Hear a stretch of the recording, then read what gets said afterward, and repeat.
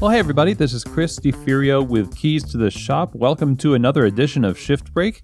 Today's episode is brought to you by the Ground Control Cyclops Brewer from Voga Coffee. In my mind, the Ground Control Brewer is revolutionizing batch brew coffee as we know it. They use SCA award-winning technology to deliver unheard of precision and control over a huge range of flavors that you couldn't even get from your coffee before. And this machine is really just making batch brew perfection achievable. But not only that, it can also make tea, batched iced lattes, batched cold brew. So this is a very versatile piece of equipment, beautiful to look at, easy to train your staff on.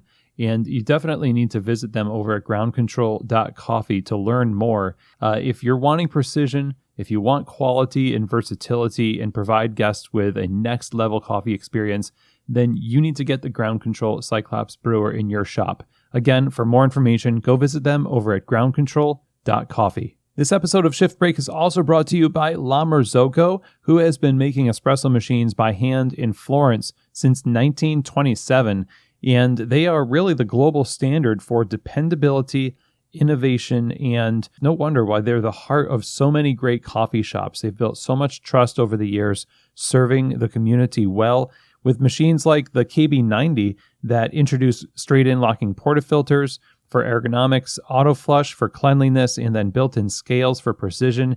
And that's just one example of so many of their machines that are built around serving their customers through dependability and innovation. La Marzocco is available to help you find the right machine for your shop. Just reach out to one of their awesome salespeople by emailing info@lamarzocousa.com. And you can also check out their website over at lamarzocousa.com. All right, everyone. Well, today I wanted to talk a little bit about careers and give you some advice that I think will serve you well when it comes to how to succeed in the shop you're currently in and where you might want to go in the future. And I think this is true for coffee people. If you're the owner, the barista, whatever, you have to study the rules. So let me explain a little bit about this piece of advice. When we talk about barista, brewer's cup, we talk about roasting, anything that's a competition in coffee, there are rules that apply to your performance that will get you more points or less points if you follow them. So most serious competitors, I would say anybody who has won any of these competitions, has spent a significant amount of time studying the rules. But then I find there are lots of people who work in coffee bars who enter into the situation with not very much intention to understand the lay of the land, who's who, what's what are the rules, and how can I win at this job.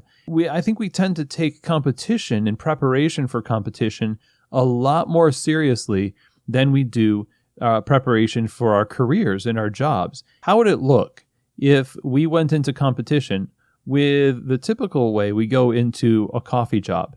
Well, what would happen is you'd go in with a routine that you really liked and some hopes that the judges liked it, and you didn't really read the rules, you didn't really craft your offering accordingly, and you don't do well, but you get really upset because you didn't do well, right? But you didn't really understand very much about the competition, you didn't really understand the rules, and so you kind of have yourself to blame. If you're in a coffee shop where you have not taken the time to understand who does what their responsibilities are, what their preferences are for communication, and just find out how things work, how people work in that organization, then you're basically competing without looking at the rules in your own career. Because there's a little bit more uncertainty on the stage of your career than there is on the stage of competition, you do need to pay attention a lot more. So you would need to study all the time instead of just saying, when there's an update, I'll update myself, the version 5 or version 6 of the rule book. In coffee, in your career, you always have to be on alert, figuring out what the rules are because they might change. And if you're not paying attention, you're probably going to get burned.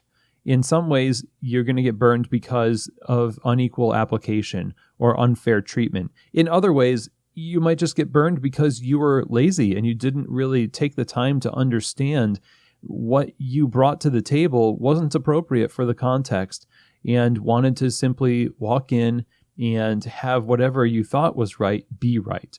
And that's rarely the case. The same thing is true for managers who come in and they say, I don't need to understand people. I just need to do things the way I think they should be done. And, people need to conform to my way, right? Well, I can't ask the judges to judge me according to a different set of criteria than they've already set up. And the unique challenge in a coffee shop is that you've got two groups of people. You've got people who are administrative and then the workers of the coffee shop. Both in the communication to one another, they've got to study the quote-unquote rules, or at least you could just call it the lay of the land. And so this is really just a call for us to apply the same level of studious attention to detail and focus that we apply to competitions, and do that for our careers, do that for our cafes and the people that we lead, the people that we work for. This creates a better possibility for you to get ahead, do better in your work, for you to be a better leader in general. And so that is my advice to you today. I hope that it's helpful. Thank you so much for joining me on the show today, and I will see you here next week on another edition of Shift Break. From keys to the shop.